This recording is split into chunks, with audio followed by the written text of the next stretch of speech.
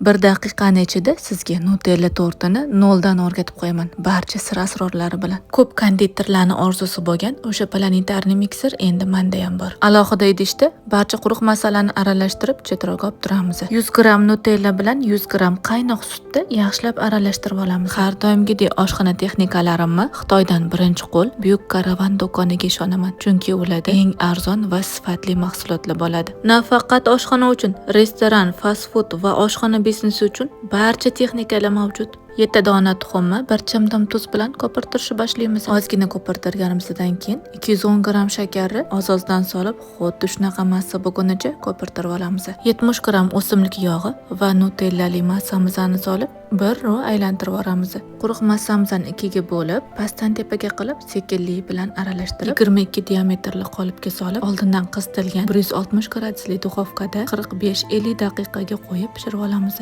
Sovigan biskvitimizni xuddi shunaqa qilib tayyorlab olamiz. 250 gram qaymoq, 150 gram quyultirilgan sut, morojniy krem tayyor. Biskvitni oddiy sut bilan siroplab olgan joyim videoga ko'rinmay qolibdi. Albatta, siroplab olinglar. Qolgan joylari videoda ko'rinib turibdi. Xuddi shu shaklda rang-ketinlikda terib olasizlar. Nutellani ozgina havo bug'ida eritib olsangiz, ishlash yana ham osonroq bo'ladi. Ustini bezatishdan oldin 4 soatga morozinkaga qo'yib qo'yasizlar. Yurechani qizartirib, Nutellani yaxshi ko'radigan yaqiningizga ham jo'natib qo'ying.